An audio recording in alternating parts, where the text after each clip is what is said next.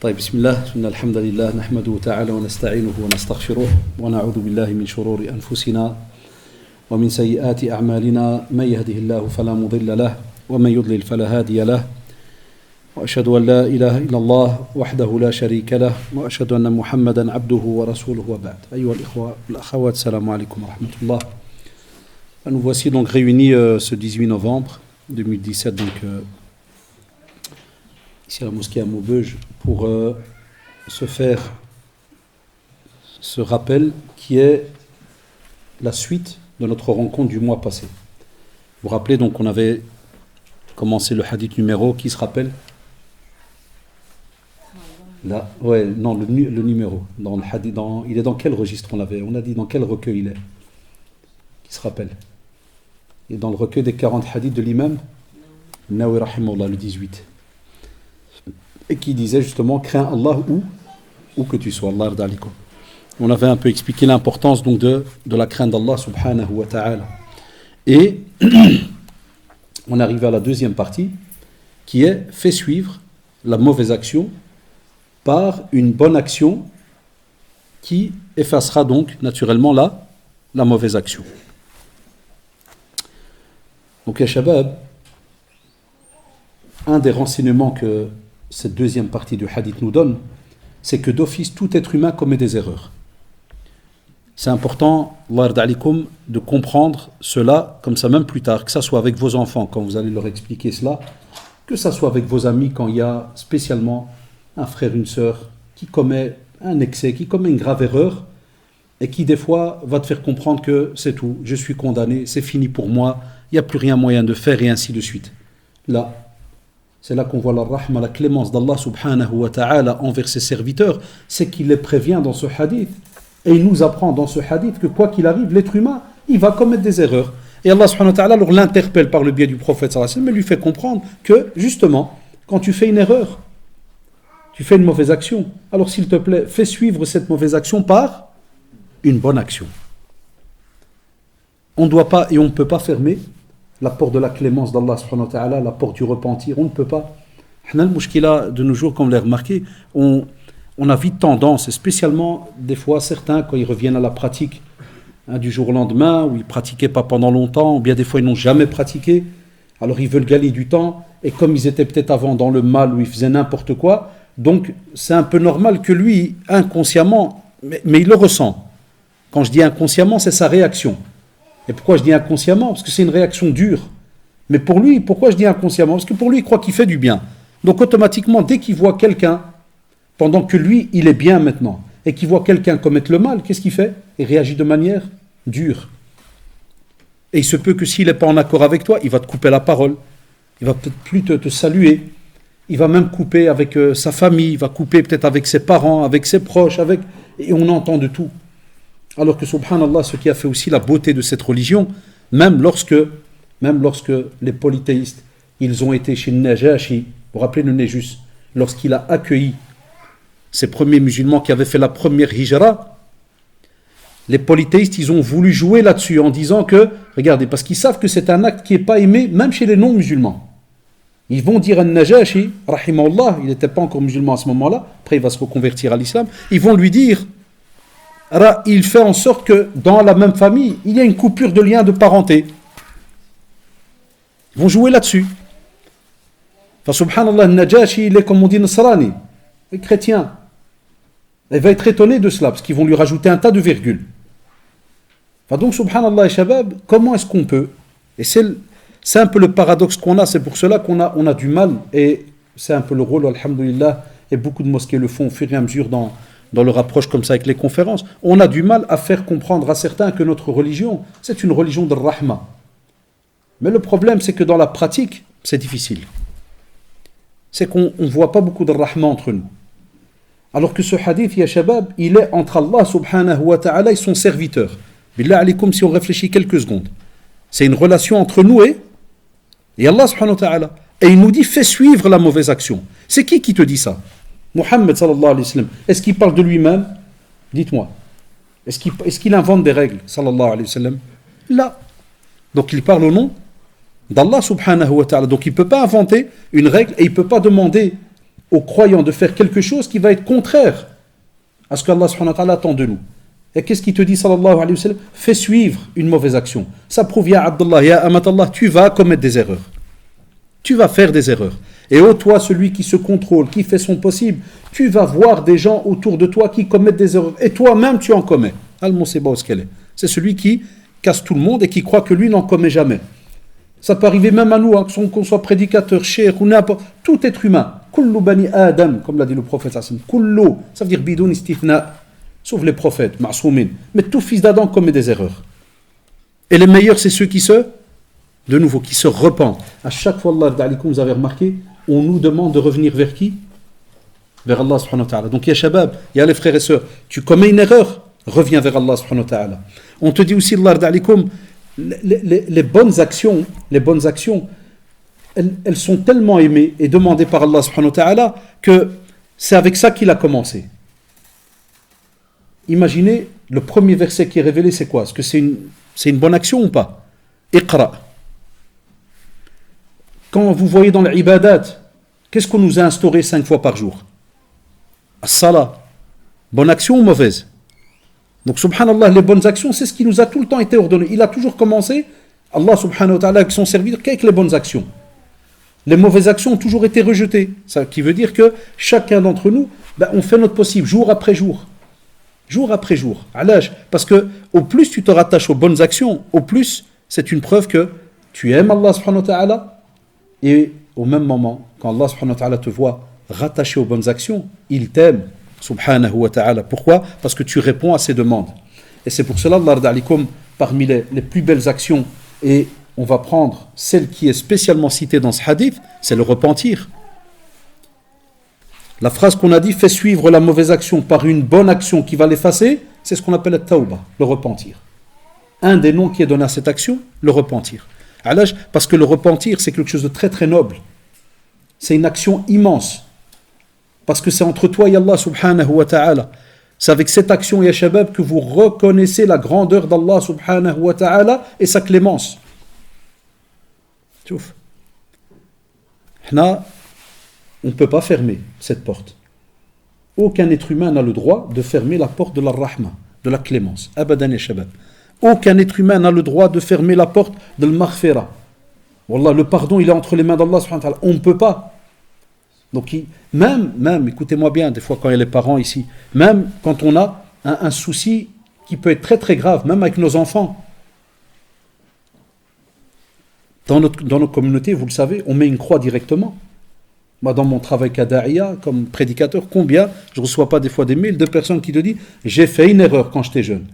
Ça fait 20 ans que mes parents ne me parlent plus. » Virgule, ils ont même demandé que le reste de la famille ne me parle pas.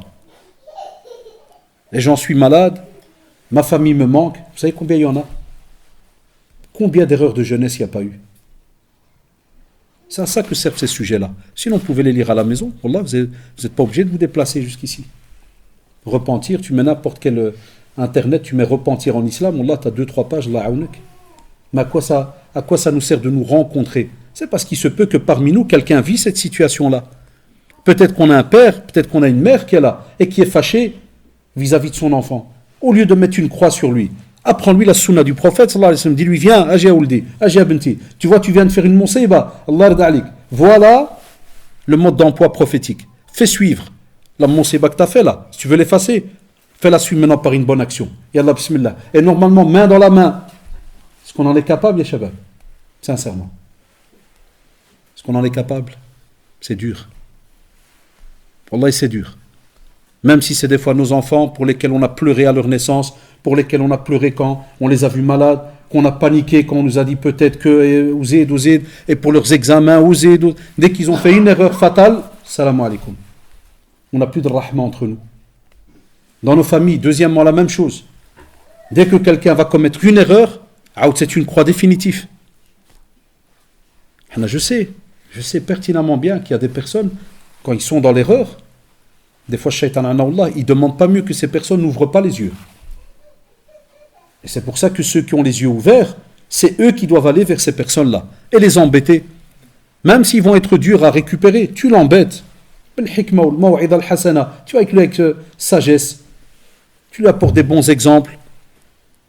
tu patientes, tu invoques Allah subhanahu wa ta'ala pour lui, jour après jour. Pourquoi? Parce qu'on veut que le jour du jugement dernier, on voudrait tous aller vers un seul chemin, vers le paradis. Et je ne pense pas qu'il y ait un père ou une mère, ou un frère ou une sœur, qui voudrait plus tard voir soit de son père, soit de sa mère, soit de son frère, sa sœur, cousin, rajoute tous les mots qui sont rattachés à nos familles. Même les amis, tu voudrais les voir aller en Jahannam? Personne. Wallahi. Mais, dans notre pratique, c'est ce que des fois on fait. Quand on met une croix donc sur une personne.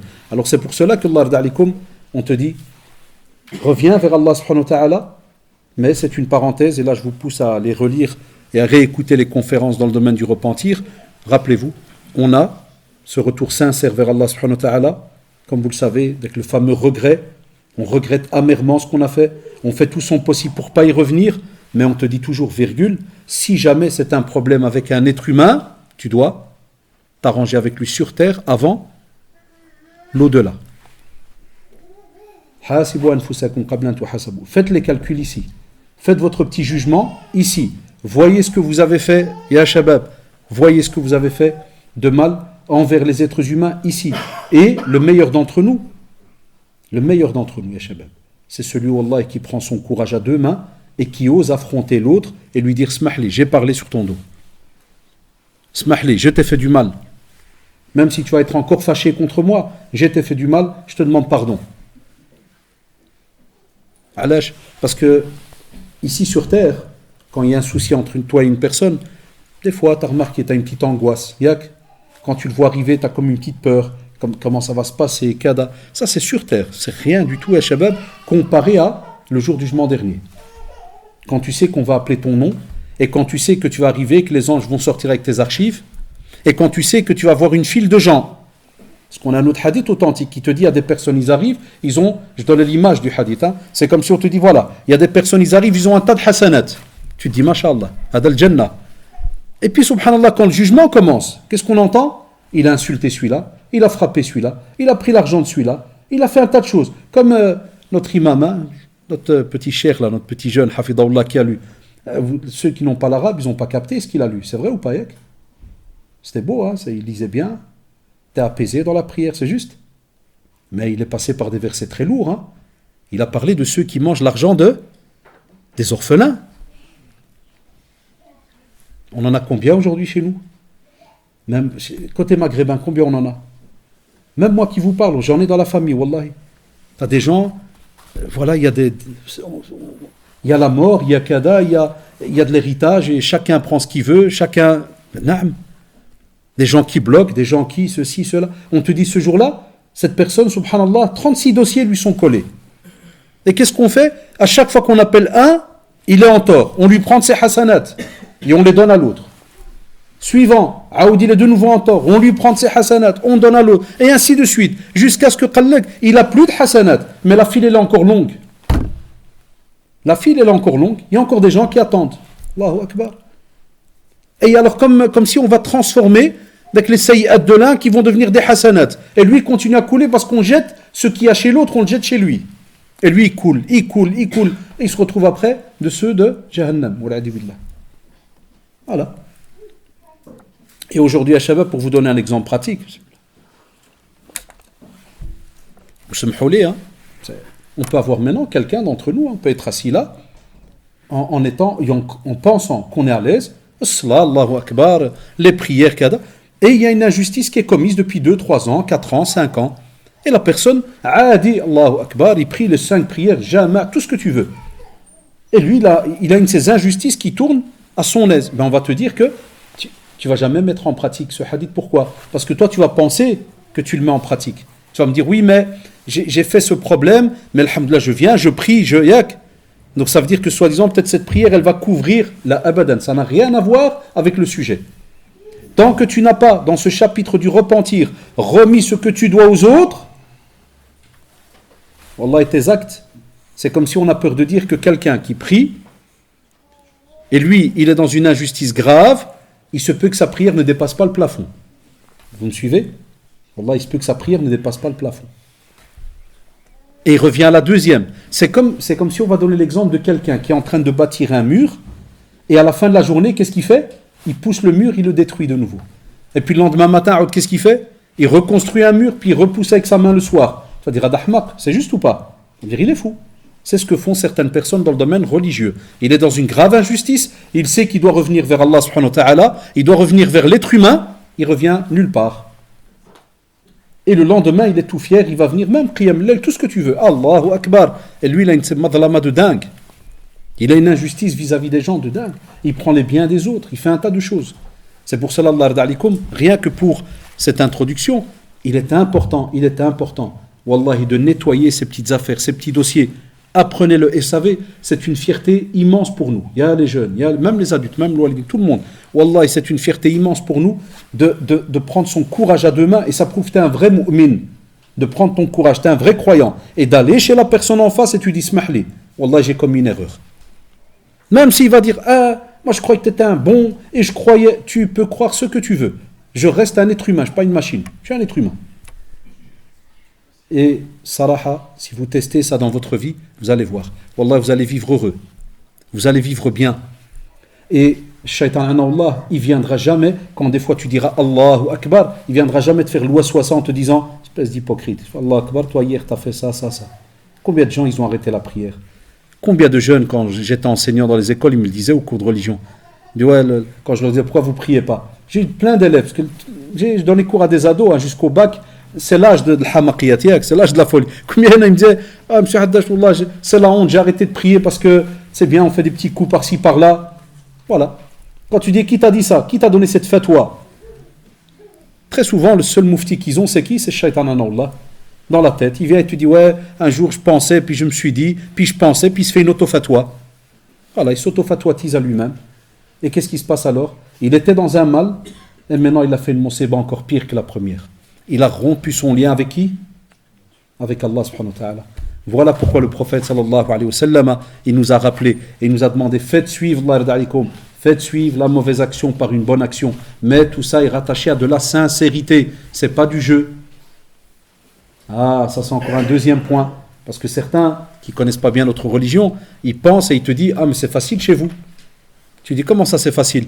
Il va dire, oui. Il va dire, donc vous venez, vous faites du mal à quelqu'un, puis ya Allah pardonne-moi, tu me pardonnes frère, assalamu alaikum, tu pars. Là on te dit qu'il y a la sincérité, il y a l'ikhlas. D'accord, ya shabab? Donc, il faut bien saisir les mots. Tous les mots que j'ai cités, ils sont très très importants. Pourquoi? Parce qu'ils rentrent dans les conditions du repentir. C'est pas fait n'importe comment. Et ça, ya shabab, ça peut se retrouver même dans la vie de couple. Je parle à ceux par exemple qui sont mariés.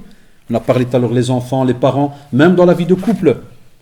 Wallahi, le plus intelligent, la plus intelligente, de nouveau, homme, femme, on n'a pas chez nous en islam, c'est Mouhamziad. Chez nous en islam, on n'a pas comme règle que si jamais l'homme il commet du mal envers sa femme, ou la femme quoi, ça c'est l'homme, ça fait, commence pas à chercher plus loin, c'est l'homme. Ou bien des théories qu'on entendait quand on travaillait dans le domaine de da'wa fil markaz, on entendait des trucs, des théories d'Allah Ta'ala, d'où ça vient. Là, mais c'est rien. J'avais des parents, ils me disaient ça. Là, il a le droit. Là, une injustice est une injustice, ya shabab. Que ça soit un homme vis-à-vis d'une femme, la femme vis-à-vis de l'homme, les parents envers les enfants ou les enfants envers les parents. Toi envers les animaux. Tchouf, wallahi, mashallah, on n'est pas seul sur terre. Que ça soit toi envers les animaux, que ça soit toi envers musulmans, non musulmans, même envers la nature. Même envers la nature, ya shabab, il y a moyen d'être injuste. La preuve, est-ce que tu as le droit, tu rentres comme ça dans une forêt, tu casses des branches, puis je te dis pourquoi tu les casses, tu me dis comme ça, est-ce qu'on a le droit en islam? Allez demander aux savants. Tout a été réglé. Tout a été réglé, ya shabab. Donc, Allah alaikum, la même chose. Comme on l'a dit, dans le domaine du comportement, de cette belle fierté auprès d'Allah subhanahu wa ta'ala, tu dis, alhamdoulilah, alors on dit le mot fierté, c'est pour dire que tu as été capable. Tu as été capable de combattre Satan, Allah. Parce que dans le domaine, ya shabab, de faire suivre une mauvaise action par une bonne, wallahi, ce n'est pas facile. Attention, quand on parle comme ça maintenant dans un dars, ça peut paraître facile, mais des fois, on s'oublie. Des fois, on devient orgueilleux. Des fois, quand on ne va pas demander aux vrais gens de science, il se peut que quelqu'un va dire non, allez, donne un exemple. On les entend souvent, mais c'est bien de faire le rappel. Enfin, quelqu'un va venir, il va te dire, ah purée, j'invente moi, j'étais à Auchan, et la caissière, elle s'est trompée. Et en sortant, j'ai vu qu'elle m'a remis 10 euros. Il y a des gens, tu vas lui dire ça, il va te faire pire, et Allah, t'es un fort à ça. Toi, t'es un bon. Et il sent que c'est pas normal, mais il va continuer. Zid Shaitan Allah qui le réconforte. Tandis que d'Indiana, il te dit non, tu reviens. D'abord, c'est de la justice, et deuxièmement, c'est même une forme de da'wah, subhanallah. Et tu as même le droit qu'en lui donnant, tu lui dis, ma religion ne me permet pas cela.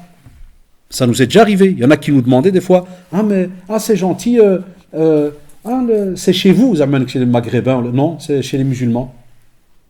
Sois fier, dis-le. Tu dis non, c'est chez nous les musulmans. On ne peut pas prendre ce qui ne nous appartient pas. Donc voyez, Shabab, Wallah, vous pouvez discuter dans n'importe quelle sphère de la société. Vous allez à chaque fois trouver que le musulman, c'est quelqu'un qui vit dans la justice. C'est quelqu'un qui est droit, il fait son possible. Mais vous allez trouver aussi que c'est quelqu'un qui est un être humain. Il est faible, il a ses faiblesses, mais, de nouveau virgule, vous allez trouver que cette religion, elle a compris, parce que c'est elle qui nous a, subhanallah, c'est Allah subhanahu wa ta'ala qui nous a créés. Et cette religion nous a fait comprendre comment est-ce que normalement, nous, les petits êtres humains, faibles qu'on est, mais quand on commet une erreur, on ne se fait pas avoir par ce Satan, Allah, et on ne reste pas dans le trou dans lequel on est. On fournit un effort et on va un peu plus loin. Et c'est pour cela qu'Allah subhanahu wa ta'ala, Shabab, il nous annonce une belle nouvelle. Et il nous rappelle dans Surat al-Baqarah, dans le verset 222, Inna Allah yuhibbu at-tawwabina wa yuhibbu al-mutatahhirin. Ça veut dire qu'Allah subhanahu wa ta'ala, Shabab, c'est une très très belle nouvelle, mais on ne vit pas avec le Coran. Voilà. Tout à l'heure, je regardais sur Facebook et il y avait Cheikh Al-Khaldi, vous connaissez? Je crois qu'il est à Roubaix. C'est juste, hein? Il est venu à Roubaix. Et j'étais en train de... Parce que je suis connecté à 2-3 pages. Puis le frère Hammou, puis je clique, il a mis un truc en direct. Et subhanallah, à peine je clique, je vois Cheikh, avant de lire, il a fait une muqaddima sur le Coran. Et il a dit, en résumé, il était content quand il voit les jeunes ou des mosquées en Europe et ils enseignent le Coran. Parce que le Coran, ya shabab, quand on le comprend, wallah al-adim, il te remonte le moral. Quand tu passes par un verset comme celui-là, ou que tu l'as étudié par cœur, et que tu as commis une erreur. Voilà, tu as commis une erreur. Dès que tu entends cela, tu sais la première belle information, c'est laquelle? D'abord, il commence par Inna. Allez, maintenant les habitués, je vous vois depuis 15 ans, là, je ne sais pas combien d'années je viens chez vous. Inna, qu'est-ce que j'ai toujours dit? Ça veut dire Allah, vous vous rappelez? Même ceux qui n'ont jamais fait de cours d'arabe, j'ai tout le temps expliqué. Zaid, même derrière, qui croit plus ou moins? Derrière, personne. Qu'est-ce qu'on a dit? Inna, ça veut dire Allah, ça veut dire sûr et certain. Alors, ça, c'est la première. Tu te dis, mashallah, ce verset commence avec Inna. Ça veut dire que ce qui va venir après, d'office, je vais l'avoir. On te parle après de qui? D'Allah. Inna Allah. Allahu Akbar. Qu'est-ce qu'il fait? Il aime Allah. Il aime qui? At-tawwabin. Ceux qui se repentent. En 2017, c'est une info qui ne fait pas bouger beaucoup les cœurs. Hein. C'est pas comme le Black Friday, là où la Friday Black, tu vois, avec les vendredis de solde dingue, ou le 31 décembre, virgule. Ça fait pas très bouger le coin. Lakin pour un musulman croyant, wallahi, au contraire, ça lui donne une de ces joies incroyables, ça lui donne une confiance incroyable, où il sait que, et c'est très beau, hein, wallahi, c'est très beau. Quand on te dit qu'Allah aime ceux qui se repentent, ça veut dire que celui qui s'est repenti là, il était où il y a quelque temps? Il était dans le péché. On pourrait dire que c'est quelqu'un d'ignoble pendant qu'il est dans le péché. C'est comme s'il combat Allah subhanahu wa ta'ala. Sah ou la. Et regardez, subhanallah, il passe d'un état à un autre. On ne te dit même pas qu'il se repent à midi. Il faut attendre qu'il y ait une révélation qui vienne et que si jamais 24 heures y passent, est-ce que vous avez déjà entendu ça? Abadan. Il se repent, Allah subhanahu wa ta'ala, qu'est-ce qu'il dit? Que automatiquement, dès qu'il se repent, et avec les conditions du repentir, Allah le déteste ou l'aime? Il l'aime. Ya shabab, quel bénéfice il y a que plus que celui-là, que de se faire, que d'être afwan, aimé par Allah subhanahu wa ta'ala. Qu'est-ce qu'il y a de plus beau? Il y a ceux qui nous posent des fois des questions dans les petits papiers. Comment être aimé par Allah subhanahu wa ta'ala? Reviens vers Tawbah ou l'istighfar, la demande de pardon, le repentir. Rien que cela, wallahi, Allah t'aime. C'est une parole qu'il a donnée parce qu'il te dit Inna. Aussi, Allah subhanahu wa ta'ala, la preuve qu'il nous vaut du bien, il nous dit Wa tubu ila Allahi jami'an. Qui ça? Ayyuhal mu'minun, la'allakum tuflihun. Ça veut dire, ya shabab, de nouveau, c'est un appel, c'est comme un ordre. Wa tubu ila Allahi jami'an. Ça veut dire que, subhanallah, Allah subhanahu wa ta'ala n'a pas interpellé qu'un petit groupe ou le cadre. C'est tout le monde est touché par le repentir. Et on te dit, subhanallah, c'est pas donné à n'importe qui. Parce que dans le domaine du tafsir, vous avez remarqué, il y a une différence quand on parle de muslimoun et de mu'minoun. Mu'minoun, c'est déjà le degré plus élevé. Hein, quand on est croyant, c'est ancré. On comprend, on croit, on sait ce qu'on est en train de faire. On est conscient que ça a de la valeur. Et on te dit, subhanallah, tu as encore un autre bénéfice. C'est lequel? Si tu veux avoir le salut. Si tu veux réussir. Toujours, subhanallah, ce que j'ai aimé, même si c'est des cours que je donne depuis des années, Allah en est témoin, c'est toujours un plaisir de les retravailler. Vous voyez ça, même si je le donne depuis des années que je donne des cours sur le repentir, le cadre, mais à chaque fois, c'est important même pour moi qui vous parle. Chaque fois que tu retravailles avant de venir à un dars, wallah, que tu vois ces versets-là, tu te dis la ilaha illallah. Qui on est nous par rapport à Allah subhanahu wa ta'ala, shabab? Wallah, qui on est? Qu'est-ce qu'on représente? Et lui, subhanahu wa ta'ala, il nous interpelle à chaque fois. Toubu. قل يا عبادي الذين أسرفوا على أنفسهم لا تقنطوا من رحمة الله إن الله يغفر الذنوب جميعا الله أكبر. Ce verset, subhanallah, il est encore, il est incroyable. Vous savez pourquoi? Il est immense. Vous savez pourquoi, shabab? Parce que dans ce verset que je viens de citer, le dernier, on est en train de parler d'une autre catégorie de personnes. Les versets que j'ai cités tout à l'heure, وَتُوبُوا إِلَى اللَّهِ جَمِيعًا, voilà. On ne sait pas de qui on parle. On sait qu'on parle de gens qui ont fait le péché. C'est juste ou pas? Mais c'est même général. C'est-à-dire on interpelle et on dit tout le monde doit se repentir. Tout le monde revient et demande le pardon à Allah subhanahu wa ta'ala. Mais dans le dernier que j'ai cité, on est en train de parler d'une catégorie incroyable. C'est laquelle? C'est celle qui a été dans l'excès. Celle qui a fait, comme on dit, elle a été loin. Ils ont été loin. Qu'est-ce qu'il leur dit Allah subhanahu wa ta'ala? Est-ce qu'il leur a dit innakum fi jahannam? Ça s'arrête là, fini? Plus moyen de revenir, vous êtes en enfer, abadan. La taqnatu min rahmatillah. Jamais tu ne dois désespérer, jamais. Ça, c'est ces hadiths. Regardez combien de leçons il y a dedans. C'est incroyable. On pourrait rester des heures. Ne désespère jamais de la clémence d'Allah subhanahu wa ta'ala et de son pardon. Hadou asrafu, ils sont dans l'excès. Ils ont commis un tas de choses. Et même comme ça, Allah subhanahu wa ta'ala leur fait comprendre qu'il pardonne tous les péchés. Tant que tu es vivant, il y a des conditions. Et que tu mets en pratique les conditions du repentir, Allah subhanahu wa ta'ala il pardonne les péchés. Fais ton possible. Reviens. De nouveau à Shabab, même remarque. Qui nous parle? Allah subhanahu wa ta'ala. Même remarque, qui sommes-nous? Tout petit, rien de spécial, wallah, devant la grandeur d'Allah subhanahu wa ta'ala.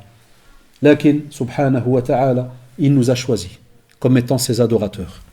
Il nous a mis sur cette terre. Il aurait pu même, wallah, nous balayer tous et rapporter d'autres communautés, comme vous le savez, c'est mis dans le Coran. Lakin il nous a laissé, subhanallah, ce bienfait immense, ya shabab, d'être de ceux de la communauté de Muhammad sallallahu alayhi wa sallam et de clôturer même ce qu'on appelle cette dernière révélation qu'est le Coran.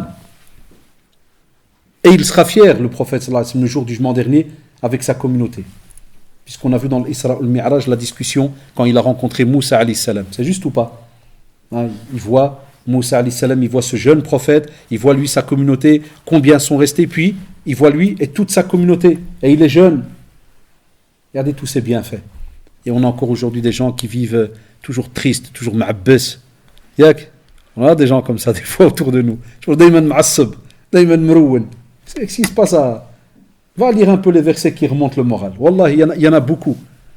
Mais voilà, comme on ne vit pas avec le Coran, comme le Coran n'est pas notre programme journalier, c'est pour ça qu'on est des fois entouré de beaucoup de ma'asbin, de mrouwnin, mghanfin, Wallah, c'est incroyable. Et dès que tu vas le prendre, tu vas aller à une jalsa, il y a un peu le Coran, il y a un peu de kada, tu vois le cœur, il se relâche. Il devient un peu plus mou. Et regarde, il y en a même qui pleurent. On est obligé, ya shabab, de revenir vers ce Coran. Wallahi, on est obligé de revenir.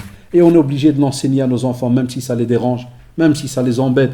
Quand je dis ça les dérange, ça les embête, c'est parce qu'il faut être honnête, on n'a pas l'art, on n'a pas la pédagogie. Hein, c'est comme ça. Ta'lim le Coran d'il y a 30 ans C'est fini. Il ne faut pas rêver. Il y a maintenant, c'est une autre génération. Hein, ce que nous, comment nous on a appris quand on était jeunes, même si c'était en Belgique, c'est passé. Maintenant, il y a une nouvelle génération. Il y a même des lois. Si des fois l'État savait en ce temps-là ce qu'on nous faisait jamais, je crois qu'ils auraient condamné à mort certains imams. Wallahi. Et qu'Allah subhanahu wa ta'ala les récompense. Hein, c'est pour ça que c'est une petite parenthèse. Hein. Hein, vous avez entendu, on a eu des petites émeutes à Bruxelles. Chaque fois que je vous rends visite, je vous apporte des petites nouvelles de chez nous. Quand le Maroc a gagné son match là, de Côte d'Ivoire, hein, Al-Jannah, Allah Ibarak. Hein, les jeunes, ils ont mis sur Facebook, venez, sortons, il faut venir fêter ça au centre-ville.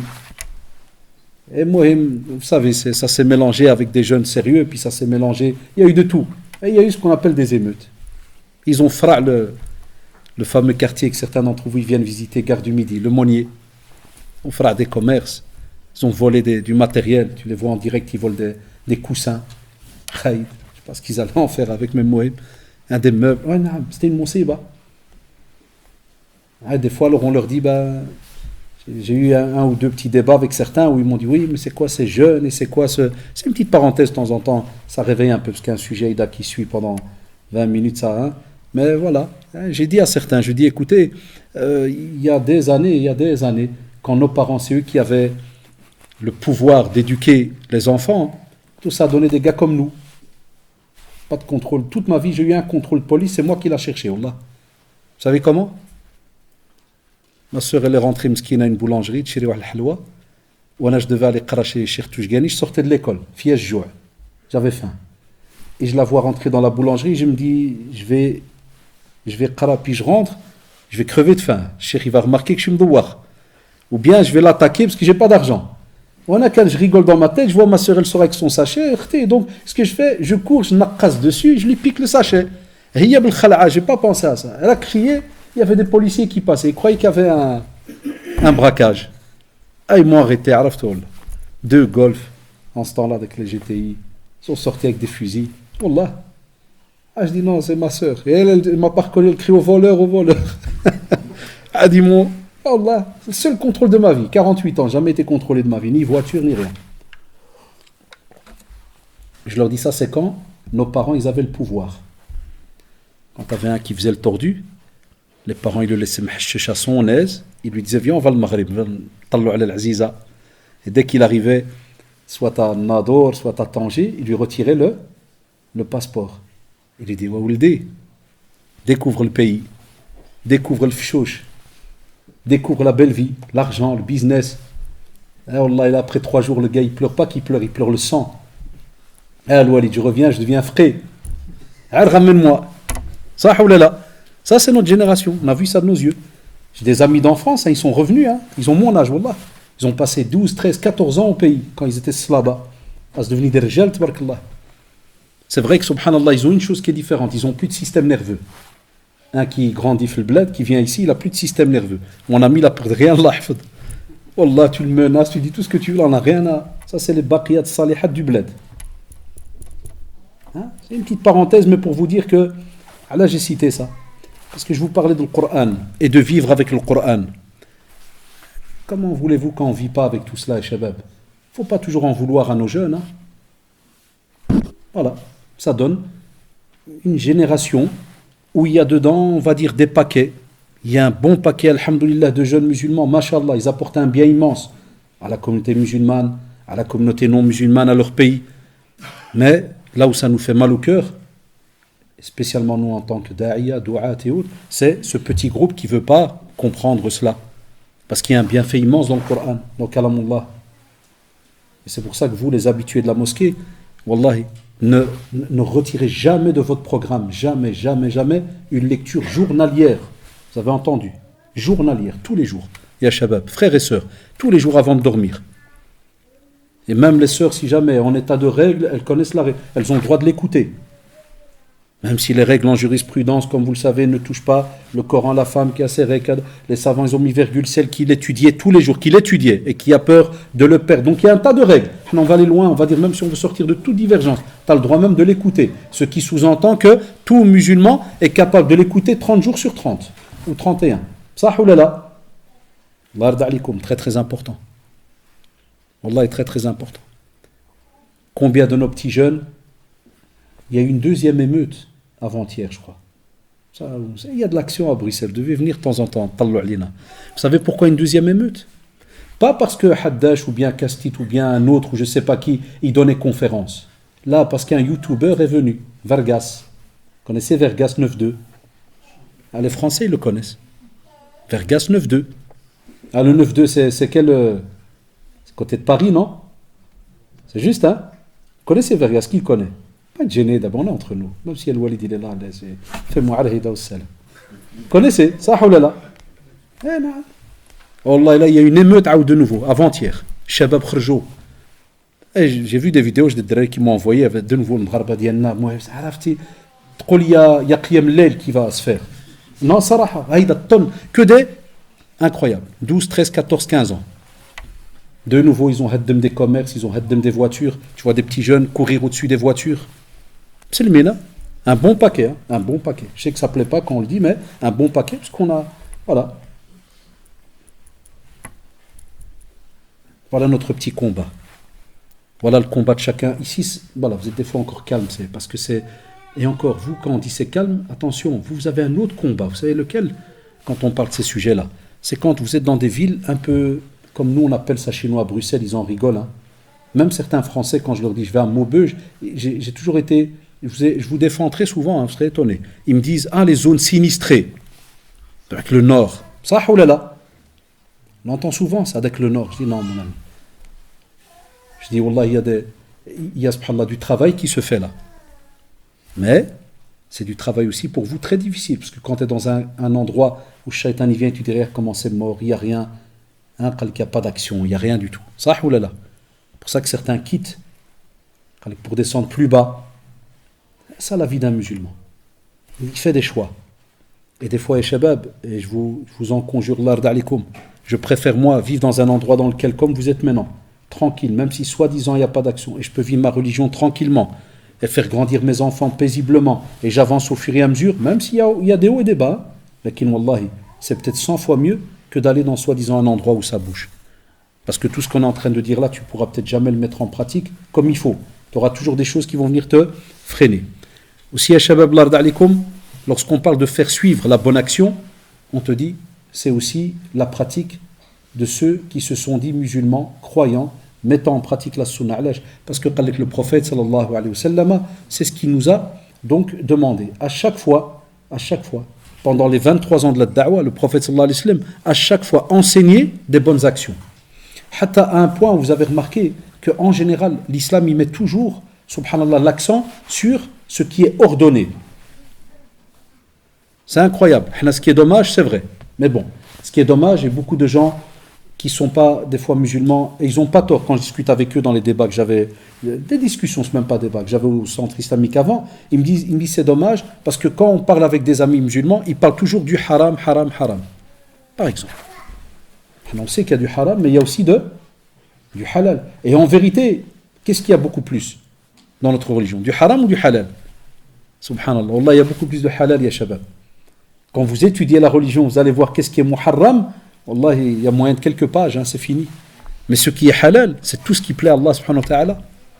Tout ce que tu es sûr qu'il n'y a pas de texte, il n'y a rien qui va faire que on va te dire ça, c'est un acte détesté par Allah subhanahu wa ta'ala ou son prophète sallallahu alayhi wa sallam. Donc on te dit, notre religion, au contraire, voilà pourquoi le prophète te dit, fais suivre la mauvaise action par là, la bonne action. Donc l'islam accorde une importance immense aux bonnes actions. On doit aussi l'enseigner donc à nos enfants depuis qu'ils sont petits. Même si l'action elle peut paraître anodine. Dans tous les domaines. Spécialement ce qui sort de la bouche. Ce qu'ils vont employer avec leurs mains. Ce qu'ils vont entendre avec leurs oreilles. Ce qu'ils vont manger.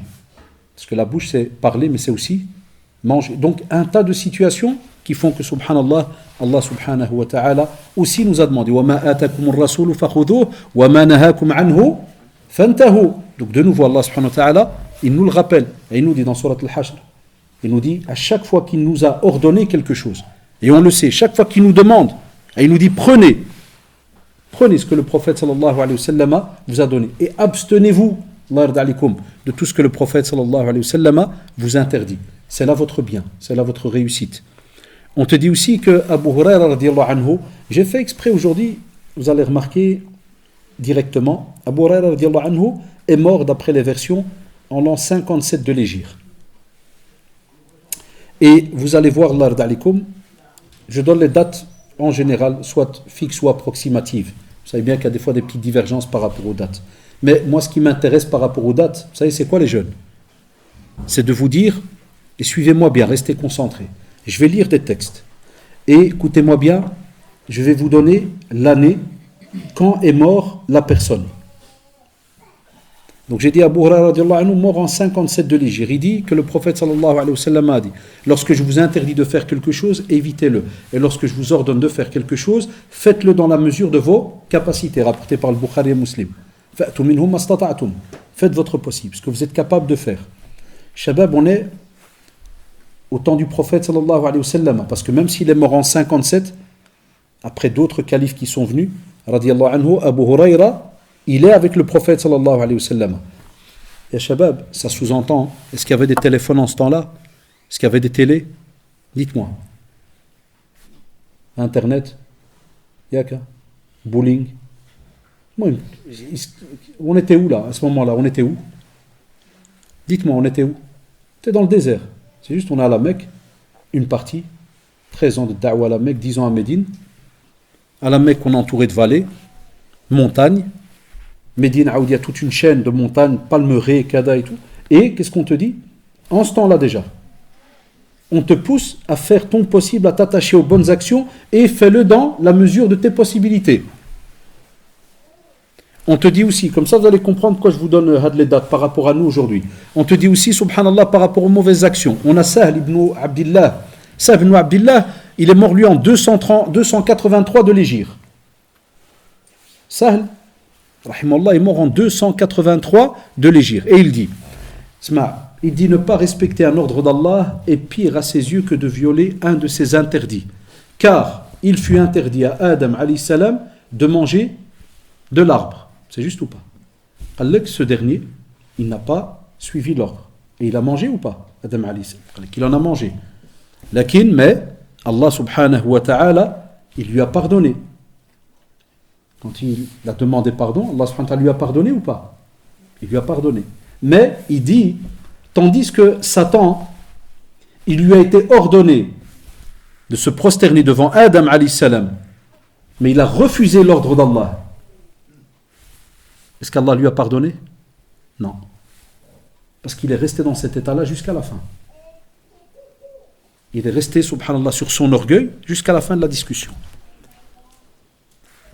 On te dit, trouve la différence.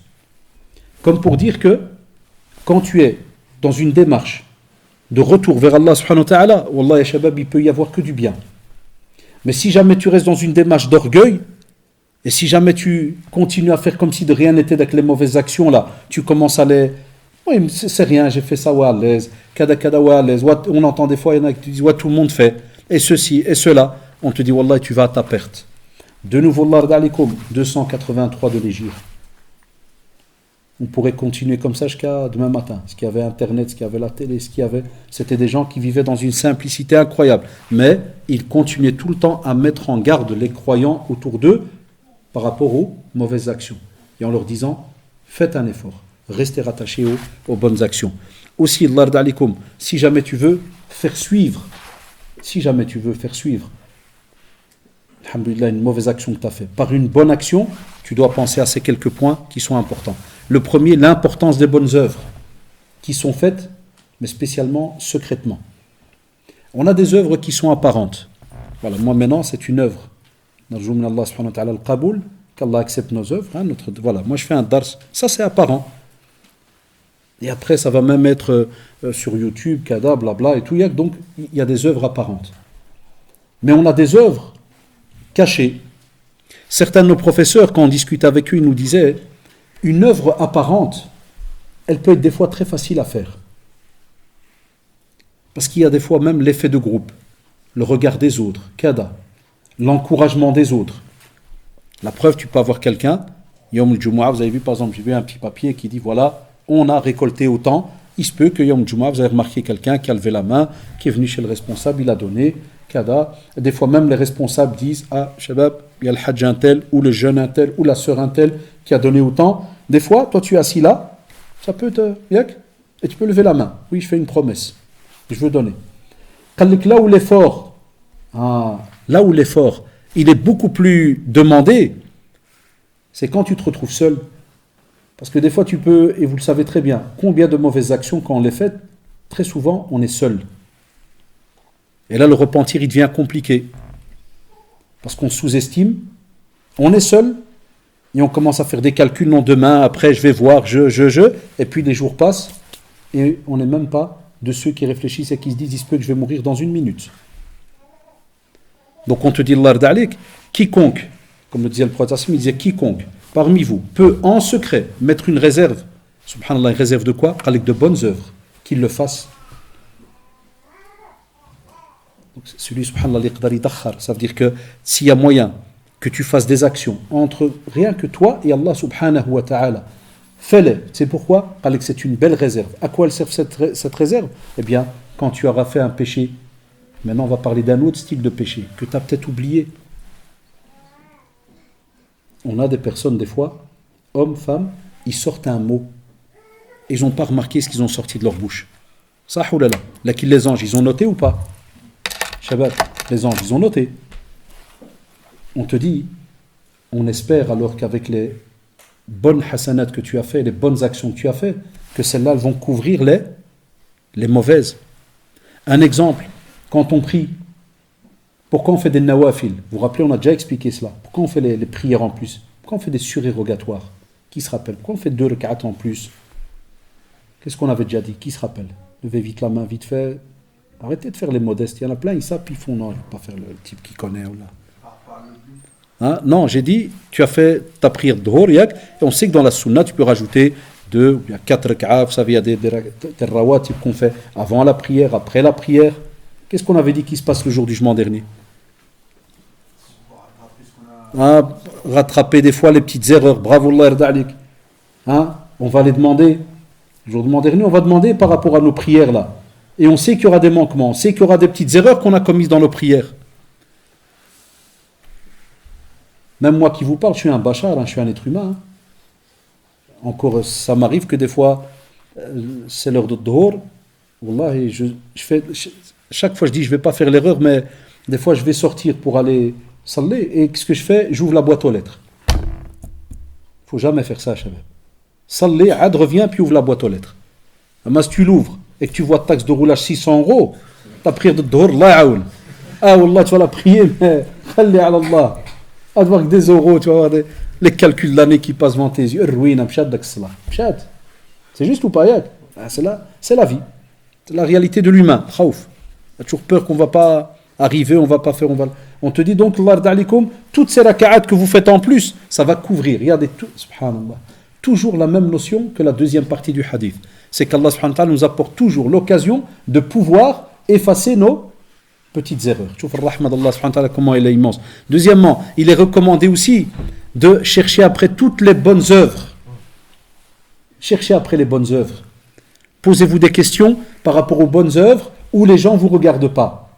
Ben, donnez-moi un exemple de bonnes œuvres où les gens ne vous regardent pas. Vous êtes chez vous à la maison, qu'est-ce qu'il y a moyen de faire? Très facile. Lecture, hein? Voilà, par exemple, lecture du Coran, tu peux faire qiyam al-layl, tu peux te lever la nuit, personne ne te voit. Très calme. On va peut-être les voisins entendre marcher, mais ils ne savent pas ce que tu es en train de faire. Tu peux que tu vas à la douche. Mais ça, est-ce qu'on apprend ça à nos enfants? Compliqué, Yak. Est-ce que ceux qui ont des ados là, et les ados qui sont ici, parce qu'on a un programme comme ça, on se dit, puisqu'une qu'une fois par semaine, le week-end, je me lève à 3 heures, je fais un quart d'heure, genre 2, 4, 6 rak'at. Qul Allah ahad, frère. Je ne te demande même pas sabbih isma rabbika al-a'la. Qul Allah ahad. Ceux qui connaissent le Coran, ils sourient, on ne demande même pas lire le Baqara, rien. Allah. On n'apprend plus ça à nos enfants. C'est plus dans le programme de nos enfants. Est-ce que c'était dans le programme de nos parents? Allahu a'lam, certains oui, et d'autres non. Parce que celui qui n'a pas eu et qui n'a pas pu goûter à quelque chose, il ne sera pas le donner aux autres. Donc, Allah d'alikum, de nouveau, il y a les jeunes, s'il vous plaît, pensez à cela et faites votre possible pour que ça rentre dans votre programme. Aussi, Allah d'alikum, Zubair ibn al-Awwam, radiyallahu anhu, il est mort en 36 de l'Hégire. Il dit, comme vous avez de mauvaises œuvres cachées en réserve, il dit, tâchez aussi d'en avoir des bonnes cachées en réserve. Zubair radiyallahu anhu. Ça, c'est des gens proches du prophète sallallahu alayhi wa sallam, hein. La famille, hein. Et ils grandissent. Et ils sont reconnus comme Mubasharouna bil Jannah. C'est juste ou pas? Ils ont déjà la nouvelle. Ils sont au paradis. Et qu'est-ce qu'il te dit? De nouveau, ya Shabab, par rapport à nous aujourd'hui, quand tu lis ces phrases-là, qui ont plus de 1400 ans. Et il te dit, comme on a plein de mauvaises actions qui sont cachées, on te dit, s'il te plaît, fais un tas de bonnes actions cachées, en espérant qu'Allah subhanahu wa ta'ala nous pardonne. Ça, oulala. Aussi, on te dit, si jamais tu recherches justement le pardon d'Allah subhanahu wa ta'ala, on te dit, essaye de faire les choses entre toi et Allah subhanahu wa ta'ala. Parce que par exemple, Soufiane ibn Uyayna, on est en 198 de l'Hégire. Il n'y a que des anciens, Shabab. Que des anciens. Ça veut dire que de nouveau, c'est une parenthèse, on n'avait pas beaucoup de malahi, il n'y avait pas beaucoup de choses avec lesquelles tu peux passer ton temps, t'amuser, faire du n'importe quoi. Et même comme ça, qu'est-ce qu'il te dit? Il te dit que Abu Hazim a dit, fais tes bonnes œuvres plus discrètement que tes mauvaises œuvres. Il faut de la réflexion. Aujourd'hui, on va peut-être ça embêter un peu, mais on va un peu plus loin. C'est des phrases qui peuvent des fois même paraître, entre guillemets, on n'est pas habitué à les entendre. Non, on te dit, subhanallah, tes bonnes œuvres, eh bien, fais en sorte qu'elles soient très discrètes par rapport à ce que tu fais de mauvais. Et normalement, Shabab, il y a toute une pédagogie derrière ces phrases. Parce que quelqu'un qui s'habitue, écoutez-moi bien, je prends rien que Qiyam al-Layl parce qu'il est très touchant par rapport au cœur. Quand tu prends un qiyam, quelqu'un qui est capable de se lever pour faire un qiyam, wallahi, on n'est pas en train de parler de n'importe qui. Wallahi, ya shabab, ce n'est pas donné à n'importe qui de se lever à 3h du matin alors que tout le monde dort. Et que tu sais que tu vas devoir te lever à 6h pour aller travailler. Donc prier et prier le Fajr, parce qu'on est en hiver. Mais imagine quand le Fajr est plus tard. Et que tu aurais pu dormir plus tard. C'est juste ou pas? Eh bien, ceux qui cherchent de nouveau à comment être meilleurs vis-à-vis d'Allah subhanahu wa ta'ala, voilà, c'est ces actions-là qu'on vous demande, subhanallah, de faire votre possible, de les engranger là, de remplir. Aussi, on te dit que parmi les facteurs, et on va conclure là-dessus, Inch'Allah, parmi les facteurs qui aident à rester rattachés aux bonnes œuvres, ça c'est un point important aussi qu'on doit enseigner à nos jeunes, parmi les choses qui vont nous aider à rester donc rattachés dans tout ce qui est les bonnes œuvres, l'amal salih ou l'amal saliha, on te dit, apprends à connaître ton Seigneur. Je le rappelle chaque mois à la mosquée Al-Amal quand je donne cours sur les noms d'Allah subhanahu wa ta'ala, chaque mois. Et à chaque fois que j'ai l'occasion de faire un dars quelque part dans une mosquée, chaque fois je m'arrange à passer le message à nos jeunes. Étudier les commentaires qui sont rattachés au nom d'Allah subhanahu wa ta'ala et à tous ces noms. Demandez au Lahbiban, il est là, les librairies sont là, il y a l'ouvrage de subhanallah, très connu sur les explications des noms d'Abd al-Razak, je crois Cheikh Abd al-Razak al-Badr, des explications des noms d'Allah, Dar al-Hadith, si je ne me trompe pas. Très beau volume. Très très beau volume. Il reprend tous les noms et subhanallah al-Adim, il te donne tout un résumé sur chaque nom. Nom et attributs qu'on retrouve dans le Coran et dans la Sunna. C'est pour ça qu'il y en a plus de 99. On retrouve même certains dans la Sunna. Et subhanallah, on te dit au plus, ya shabab, wallahi, au plus tu apprends sur Allah subhanahu wa ta'ala, au plus, wallahi, tu sens que ton cœur il te pousse à aller vers le bien. Alaj, très simple. Parce que tu as envie de le rencontrer, subhanahu wa ta'ala.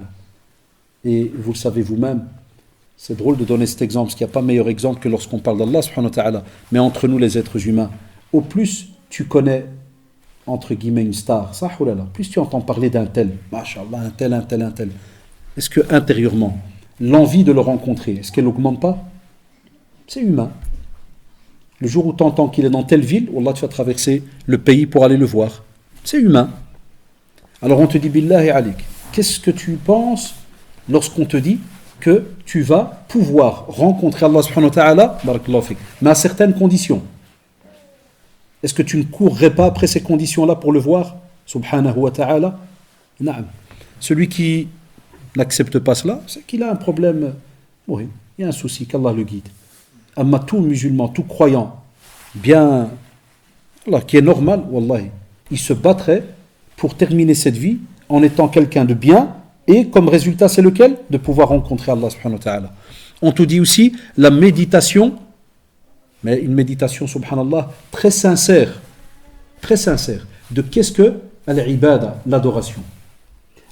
Parce que toutes les bonnes actions qu'on fait, en général, c'est une ibada, c'est un acte d'adoration. Parce que l'acte d'adoration est tout ce qui plaît à Allah subhanahu wa ta'ala. On en retrouve aussi des traces dans le Coran, dans la Sunna, ou bien ils disent même que même si c'est quelque chose qui peut être nouveau aujourd'hui, mais qui, dans l'action que tu vas faire, je vous donne un exemple, quelqu'un qui va, prenez un ordinateur, quelqu'un il s'y connaît pas, et tu as un frère ou une sœur qui s'y connaît en ordinateur, et il vient et il explique comment est-ce qu'un ordinateur fonctionne, et je vais aller plus loin, comme nous on l'emploie pour quoi faire? Préparer des doros et autres. Eh bien il te dit, la personne qui est venue t'apprendre là, comment faire fonctionner un ordinateur, il gagne des hasanats ou pas? Wallah, il en gagne à chaque fois que tu vas aller faire un bien avec cet appareil, lui il en gagne ou pas? Il en gagne. Ils ont été plus loin, ils ont dit même quand ça apporte un bien pour la communauté. Quelqu'un qui va fabriquer, qui va arranger quelque chose et qui va apporter un bien pour la communauté. Voilà pourquoi vous voyez sur Facebook plein de petites associations qui des fois font des récoltes pour fabriquer un puits en Afrique ou au pays. Ça veut dire qu'il y a une manfa'a, il y a un bien pour les musulmans et des fois même pour les non-musulmans, des fois même pour le hayawan, pour toutes les créatures d'Allah subhanahu wa ta'ala sur cette terre. Aussi, si jamais tu veux être capable d'avancer dans ta vie par rapport à ces bonnes actions, on te dit évite d'être de ceux qui à chaque fois écoutent les remarques et les critiques des autres. J'ai trouvé ça, subhanallah, dans un site chez Ahad al-Mashaykh qui rapportait cela, et j'ai trouvé ça en vérité, wallah, il n'a pas tort. Combien d'entre nous, des fois, on arrête une bonne action à cause du blabla des gens? Moi, j'ai une fois un jeune, subhanallah, j'avais remarqué en classe, quelqu'un de bien, machallah, chaque fois il étudie un petit hadith, une petite phrase, au cours il levait la main, monsieur, c'est vrai que cette phrase, kada kada, hadith. Les jeunes en classe, ils ont commencé à l'appeler frère Muse. Frère Muse, je ne sais pas si chez vous en France vous dites ça, chez nous en Belgique, c'est pour taquiner un jeune qui pratique Zamanek. Donc il l'appelle plus ni Soufiane, ni Ahmed, mais il l'appelle, pour rigoler de lui, frère Muse. Quand je dis, je savais pourquoi vous l'appelez frère Muse? Pourquoi? Parce qu'il fait le musulman depuis quelques semaines. Je dis quoi, il était quoi avant? Non, c'est pas ça, mais avant il était avec nous, maintenant. Je dis donc, je rigole avec eux, c'est mes petits élèves. Hein. Donc je dis donc, maintenant dans la classe, là, il y a deux groupes. Il y a le Mselmin, il y a les frères Muse, et il y a vous, Al-Msakhat de l'autre côté, oh là. Non, A'udhu Billah, c'est pas ça. Je dis, pourquoi vous l'appelez frère Muse? Je dis, normalement, on devrait être fiers, heureux qu'un de nos jeunes, machallah, il revient vers la pratique. Nous, aujourd'hui, dès qu'un jeune y revient, soit ses copains, il l'appellent frère Muse, soit des fois dans la famille, comme j'ai eu une fois, Mskina, je n'oublierai jamais de ma vie, Allah yahdiha, je ne l'ai plus jamais revu, Allahu a'lam. C'était au centre islamique il y a une dizaine d'années, si pas plus, où une maman, Mskina, je crois que je vous l'avais dit à vous ou ailleurs, elle est venue avec sa fille, elle m'a dit, j'ai besoin d'un imam pour faire ruqya à ma fille. Wallah, comme ça, c'est moi que j'ai eu la personne, c'est pas des on dit. Quand je lui ai dit, Wa'alash, c'est quoi les symptômes?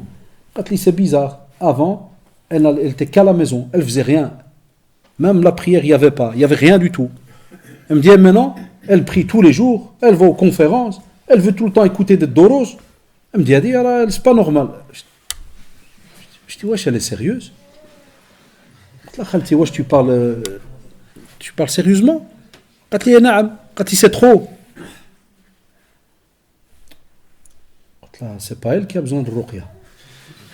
Puis il m'a regardé, ah ouais, moi, ils sont habitués avec moi, ils me connaissent bien là-bas. Sinon, tu ne peux pas te permettre de parler comme ça à quelqu'un. Parce que moi, au centre islamique, les gens, ils étaient habitués avec moi. Là, j'ai passé un tiers de ma vie là. Et je traduis le Jumu'ah, le Doros, les cours, le travail au bureau toute la journée, de 9h à 6h, des fois même plus, on restait. C'est à la fin qu'on était là, à 4h, on partait. Enfin, je dis à Khalti, là, c'est pas elle. Je connais. Je dis, je peux pas dire ça devant la petite. Non, elle dit, non, tu vas pas aimer là, toi. Comment ça? Quand il y a des gens, ils pleurent. Et ils nous demandent d'invoquer chaque vendredi pour que leurs enfants y prient. Qui vont d'oros écouter des conférences. Il y en a peut-être entre vous qui sont venus aujourd'hui avec des tartes. Allahu alam. Quand je vous vois, vous avez l'air normaux. Mais il y en a, ils ont été menacés pour venir aujourd'hui. Qui a été menacé? C'est normal, vous n'allez pas. Mais vous savez de quoi je parle. Des fois, on doit supplier même. Et on te dit, subhanallah, alors on va pas et on te dit, chouf. Donc, ya shabab, Allah yarda alikoum, qu'on commence à te critiquer, qu'on commence à te dénigrer, qu'on commence à te dire, je sais pas quoi. Wallahi. Tant que, écoutez-moi bien, écoutez la personne qui va vous parler, parce qu'il se peut que des fois, la personne va vous dire quelque chose de juste. Je parle spécialement des fois aux jeunes qui rentrent à du 200 à l'heure dans la pratique. Écoutez les conseils de vos frères et sœurs, parce que des fois, à le 200 à l'heure, on a vu de nos propres yeux, après quelques semaines, le gars il disparaît. Pourquoi il disparaît? Parce qu'il a tellement fait de bruit que quand il est fatigué, qu'il voudrait revenir à une pratique normale, il est gêné par le regard des autres. Et Shaitan Allah, qu'est-ce qu'il fait? Il lui efface tout ce qu'il a fait. Il lui dit, tu sais quoi? T'es un hypocrite, ou là t'es ceci, t'es cela, ou bien on va te dire, on va te faire, et il arrête tout, et tu le vois même plus ni à la mosquée, ni au quartier, ni... Ça, chez nous, à Bruxelles, on a souvent ça. Très souvent, j'ai des jeunes que je rencontre plus loin, et ils viennent plus au même endroit où ils venaient, et ils ont changé de style, d'habillement, tout ce que tu veux, et ils sont gênés. Je les vois, ils veulent changer de rue. Là, je les appelle. Là, je les appelle. Frère, j'y viens. Tout gêné. Je dis, viens. Je dis, moi, j'aime bien rentrer clash direct. Je dis, je sais, tu te caches de moi. Parce qu'avant, tu étais toujours avec un petit qamis, un petit chapeau, et maintenant, tu as remis ton petit pot de pêche, là, yak. Je dis, non. Je dis, Akhi, d'abord, t'es un vrai. Maintenant, t'es un vrai. Avant, c'était peut-être faux, usage de faux. T'étais un falsifié. T'as dû mettre un chapeau et un qamis parce que les autres, ils me regardent. Les autres, kada. On doit rentrer dans un petit groupe. Il y a l'effet de masse, il y a l'effet de groupe, il y a l'effet de zid ou zid. Et je dis, mais maintenant, apprends à partir d'aujourd'hui à poser des questions. Tu as un doute, pose des questions. Mais ne pratique pas la religion par rapport au regard des autres. Et ça, on a beaucoup même des fois dans nos familles ou autres. Une telle, elle a mis le hijab, alors tous les autres, ils doivent le mettre. Et on fabrique, wallahi, on fabrique des faux et des usages de faux. Quand elles sortent alors de la maison, elles n'arrivent pas loin de l'école, elles enlèvent. Comme ils font chez nous à Bruxelles. Après, quand je les attrape, je discute avec eux devant l'école, des fois, c'est une discussion. Parce qu'on n'oblige personne, wallahi. Je leur dis, pourquoi vous faites tout ce bricolage? Ouais, parce que c'est la honte chez nous. En plus, les cousines, elles ont mis. J'ai des élèves filles, hein, j'avais des élèves. Je leur demande, je dis, mais pourquoi vous faites tout ce tralala, là, tout ce cinéma, pourquoi vous vivez dans l'adab? Et chaque fois, tu entends ça, ouais, parce que dans la famille, parce que. Et envers Allah, subhanahu wa ta'ala, il y a quoi comme réponse? Voilà pourquoi on a des jeunes, des fois même, ya shabab, ils adorent Allah subhanahu wa ta'ala d'après la présence de leurs parents. Et une fois qu'ils deviennent des adultes, qu'est-ce qu'ils font? Le naturel, il revient. Et ils larguent tout. Les parents, ils nous appellent des fois en disant, subhanallah, mon fils, je l'ai fait grandir à la mosquée, et il allait le Coran, et il allait... Quel âge il a maintenant? Il a 25 ans. C'est un homme. Et alors, c'est fini, il a tout arrêté. Quand il m'arrive de le croiser et que je veux lui parler, là, ouais, mais je faisais ça, c'est bien, les parents, c'est bien, ils collent. C'est une phrase bizarre, ça. Ils collent, ils t'obligent, ils font, kada. Il n'a peut-être pas tort, je ne vais pas dire qu'il ment. On a peut-être la pédagogie qui manque, des fois, ça arrive. Mais on doit parler avec ces jeunes-là, on doit parler avec ces adultes. Parce que sinon, au fur et à mesure, cette personne va lâcher, elle va se marier, elle va donner quoi à ses enfants? Et lui, il dira quoi, Allah subhanahu wa ta'ala? Virgule. Donc, vous voyez, on a un gros souci dans le domaine, aussi des fois pédagogique, patience et avancer étape par étape, donc avec nos enfants. Donc, ya shabab, il y a un tas d'actions, comme vous l'avez remarqué, qu'il y a moyen de faire pour donc effacer des fois nos petits péchés. Et comme je vous l'ai rappelé à chaque fois que je vous ai rendu visite ici, les 2 fois que j'ai fait, je crois, conférence, peut-être la 2e ou 3e maintenant ici, je vous ai dit, wallahi, même si des fois vous devez venir et aller aux toilettes et nettoyer les toilettes. Wallahi. Plein des fois ils nous disent, mais qu'est-ce qu'on peut faire? Wallahi, rien que Baytullah. S'il fallait, ya shabab, laisser une trace, et une trace mais vraiment fière, et je vise là les petits jeunes, c'est que des fois tu vois les responsables et tu dis voilà, est-ce qu'il y a moyen que nous, tous les jeudis soirs, on vienne nettoyer toutes les toilettes et on fait l'aspirateur pour préparer la mosquée aux grands invités d'Allah subhanahu wa ta'ala le vendredi. Ça ou là. Nous, c'est comme ça que nos machères nous ont éduqués. Et je le dis et je le rappelle avec fierté, même si ça embête, wallah, c'est comme ça qu'ils nous ont éduqués. Une fois mon cher, comme ça, quand je lui dis cher, j'aurais aimé des jama' et tout, kada, un poste à responsabilité. Vous vous rappelez, qu'est-ce qu'il m'a dit? Vous vous rappelez pas, hein?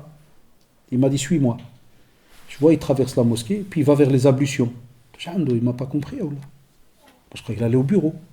Puis il descend vers les toilettes. Je dis, oui, yo, que ça, voir les toilettes. Puis il ouvre une porte, il y avait des balais et tout. Il me dit, tu veux un poste où il n'y a jamais quelqu'un qui va te débaiser avec toi, qui va jamais vouloir prendre ta place? Ouais, quand il prend le balai, il va faire les toilettes. Quand il jamais quelqu'un va venir te dire, frère, je veux ta place, coup d'état, tribunal. Wallah, personne ne va se battre. Et il avait raison. Parce que Wallah, il a dit, la ilaha illahu. La mosquée où j'ai grandi, j'ai mis les pieds à 14 ans. Jusqu'à aujourd'hui, j'ai 48. De 14 à 48, ça donne combien d'années? 34 ans, yak. Wallah, je n'ai été responsable, je crois, que 2 ans. Et les 2 ans, je démissionnais direct. Tu n'aimes pas la responsabilité. Parce que tu n'as pas été habitué à ça. Parce que nos machères, qu'Allah les préserve, ils nous ont toujours habitués. Faites aspirateur.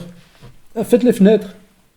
Faites, on était les talabas avec les étudiants du cheikh. Wallah, faites les fenêtres. Descendez, il y a du sable en bas, là. Il faut remplir des chariots. Là, il faut vider le conteneur. Toi, tu es là, talab avec ton cartable. Wallah, vas-y. On a compris. On a compris nos machères pour nous dire, restez bien à l'abri de certaines choses. Tout ce qui est vraiment les choses où les gens ne se battent pas, mais qui apportent un plaisir immense à ceux qui viennent à la mosquée. Que ça soit ça dans plein d'autres petits domaines, aussi, on l'a rappelé, mais ça c'est toutes les autres conférences, des choses qui nous demandent rien de spécial, ya shabab. T'es assis, subhanallah wa bihamdihi, subhanallah al-azim. Quand ils mettent des petites doigts, citadelle du musulman là, sur votre télé, là, achetez la citadelle du musulman. Il y a plein de petits doigts à dire, ça ne demande rien. Vous l'avez peut-être sur vos GSM, vos smartphones là. Dhikrullah. Ceux qui cherchent des bonnes actions, qui pourraient se dire, tiens, comment est-ce que je pourrais mettre en réserve? Rien que dhikrullah. Ya shabab, ça ne demande ni argent, rien, juste que ta bouche, elle bouge. Au lieu que tu t'assis, comme je le fais souvent quand il m'arrive, parce que d'habitude je vais au travail en moto, mais quand je vais des fois à pied, à cause de mes soucis de santé, elle rigole, tu crois que je suis un frère de 1920, je suis en moto, frère, 125, casque et les bottes, et j'ai un frère de 2017. C'est un modèle, je suis un peu... c'est bien, il faut... Enfin, des fois je prends le métro. Et j'aime bien mettre des gros manteaux, je cache ma tête, je écharpe. Et comme mes élèves sont habitués à me voir tout le temps en moto, c'est rare qu'ils me voient dans le métro. Des fois, ils sont assis le matin, tous avec leur petit casque. Et je me mets à côté d'eux et ils sont là. Et moi, ils me le rappent. Et ils connaissent par cœur. Et ils sont là. Et vous savez, la rame de métro, c'est 4 places, 2. Ils sont là comme des hebels. Les têtes qui bougent et les bouches qui bougent. Et ils sont là. Et moi, je les regarde, ils disent Dieu. De temps en temps, il y en a un qui lève la tête, il voit que mes yeux, mais il ne sait pas c'est qui. Puis il regarde de nouveau. Et des fois, je sais que c'est gamin, mais j'aime bien les embêter. Des fois, je m'approche, je fais Salam alaikum. C'est quelle sourate? Wallah, ça marche à tous les coups. Je le fais depuis 20 d'années. Wallah, ça marche à tous les coups. Je dis, derrière, c'est quelle sourate? Direct, il me regarde comme pour dire c'est quoi ce tapé? C'est quoi ce belle? Il fait non, c'est. Alors, je fais l'écharpe, puis il voit ma sale tête. Puis ils me font monsieur. Je dis, je peux écouter. Wallah, tout le temps je le fais. Je peux écouter. Non, monsieur, non. Je dis, pourquoi? Ça, c'est pas bon. Je dis, mais si c'est bon pour vous, c'est bon pour moi. Non, monsieur Hamid, mec, non. Je dis, je dois écouter. Non, monsieur, tu vois la sincérité d'Yaloum, subhanallah. Non, monsieur, non. Dhikrullah. Moi, toute ma vie dans la da'wa, j'ai jamais forcé, wallah, qui que ce soit, même pas mes propres enfants. Je force pas. Je leur parle. Et je leur dis, shabab, wallah, je m'en fous. La preuve, vous avez remarqué, je fais pas de conférence, moi, la musique, le kada. Le musulman, il a l'aqal, subhanallah, pour réfléchir. Je leur dis, shabab, je m'en fous, moi, de ta fatwa, là, oui ou non, halal ou pas. Dhikrullah, t'es rattaché? Combien tu fais par jour? Combien? Et nous, qu'est-ce qu'on enseigne à nos enfants depuis qu'ils ouvrent les yeux le matin? Est-ce qu'on leur fait un petit papier, là? Tiens, quand tu es dans le tram, quand tu es dans, je sais pas moi, quand vous marchez à pied ou en bus, vous voyez, c'est même devenu la honte aujourd'hui. Tu imagines ton gosse, il va sortir le matin avec un petit papier, subhanallah, alhamdoulilah. Frère, même des jeunes, ils sont peut-être gênés, garde de le faire. Tu dis non. Et le prophète sallallahu alayhi wa sallam, d'après le hadith d'Abu Huraira radiyallahu anhu, il demandait, vous vous rappelez là, qui a jeûné, qui a été suivre, qui a été rendre visiter un malade, qui a le cortège funèbre, qui a. Chaque fois que tu avais qui? Abu Bakr radiyallahu anhu. Moi ya Rasulallah, moi ya Rasulallah. Bénéfice immense, le paradis. Donc, l'ard alikum mes shabab, ne sous-estimez aucune bonne action et ne sous-estimez aucune mauvaise action. Et quand la mauvaise action est faite, ne vous laissez pas aller, ne laissez pas Shaitan Allah vous avoir, revenez vers Allah subhanahu wa ta'ala et sachez que quand vous revenez vers Allah subhanahu wa ta'ala de manière sincère, wallahi, Allah subhanahu wa ta'ala vous aime. Subhanakallahu wa bihamdik. نشهد أن لا إله إلا أنت أستغفرك وأتوب إليك سبحان ربك رب العزة عما يصفون وسلام على المرسلين والحمد لله رب العالمين